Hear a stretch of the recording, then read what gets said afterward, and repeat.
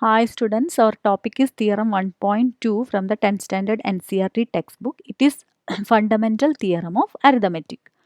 Fundamental theorem of arithmetic states that every composite number can be expressed as the product of primes, and this factorization is unique apart from order in which the prime factor occurs.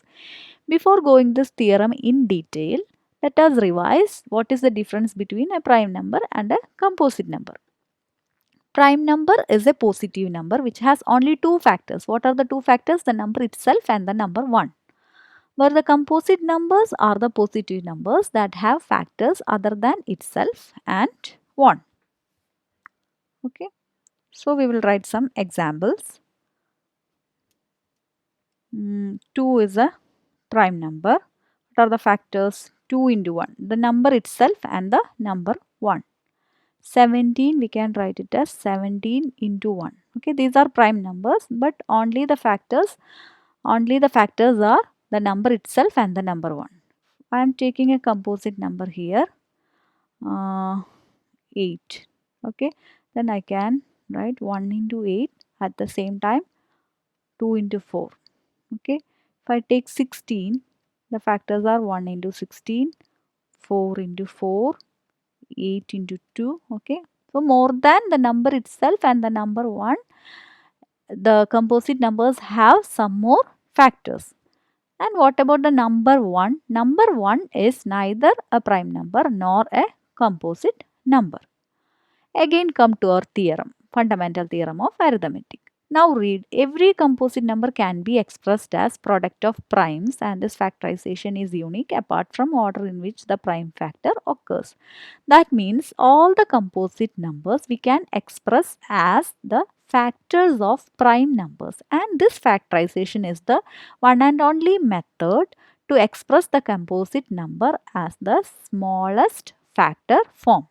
Okay, and the order of the prime numbers in the factorization method, that is not particular, any order it can have for the prime numbers. Every composite number we are expressing as the product of primes is known as prime factorization method. Let's do some prime factorization for composite numbers. First I am taking 8. 8 I am writing as the product of 2 into 4. 8 is a composite number. Here check these numbers are prime numbers. No, 4 is again a composite number. So again I can write it as 2 into 2. 4 as 2 into 2. Okay. So any composite number we can convert it as the product of prime numbers. Then 15, 5 into 3. See, these are prime numbers. Then 18. If I write 2 into 9, okay, but again I can rewrite as 2 into 3 into 3. 9 again, 3 into 3 I can write. So this means 2 into 3 square. So any composite number we can rewrite it as the product of the primes. The power of the primes also we can use. And take the example of 80. Okay, if the number is little larger, we are using the ladder method to find out the prime factors, and always start with the least divisible prime factor. 80, actually 80 is divisible with 2, 80 is divisible with 5, 80 is divisible with 10, but always take the least prime factor here.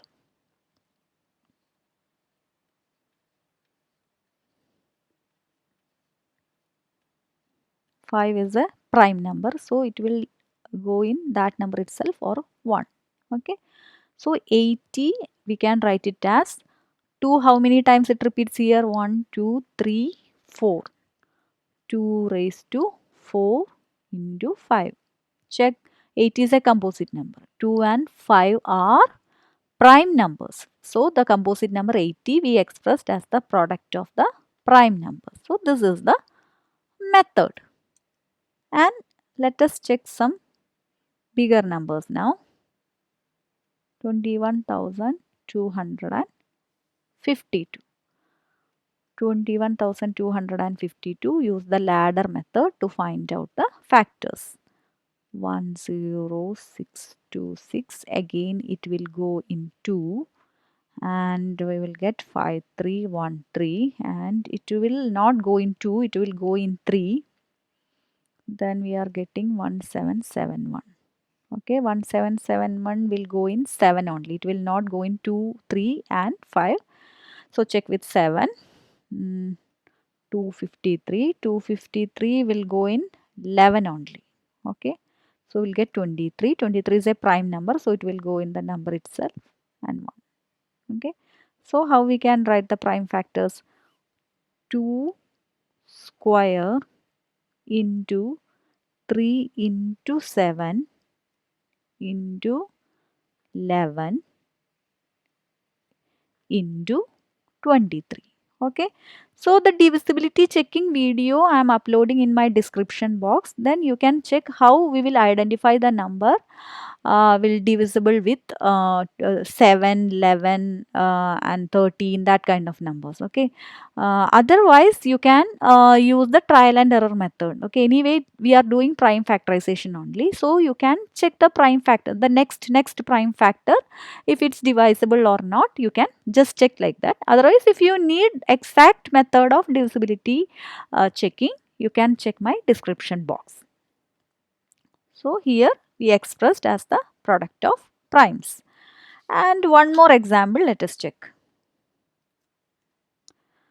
I'm taking 32,000, sorry, 32,760. Again we can use the ladder method. It will be divided with 2. Then we are getting 16,380. Again it's going in 2. Okay, and here we get 8,190. Again it will go with 2, and we are getting 4095, and again it will go in 3. Okay, it will go in 3 only. So 1365 will go in 3. Then 455 will not go in 3. Then check with 5. Yes, it will go. Then 91 will go in 7 only. Okay, then 13 is a prime number and it will go in the number itself and 1. Okay, so how we can express 2 raised to 3 into 3 square into 5 into 7 into 13. Okay, so if any larger composite number also we can express as the product of the prime numbers. So this is the prime factorization method. I hope you understood the concept about prime factorization method. Thank you for watching the video. Please like and share, and don't forget to subscribe the channel to get notification for new videos.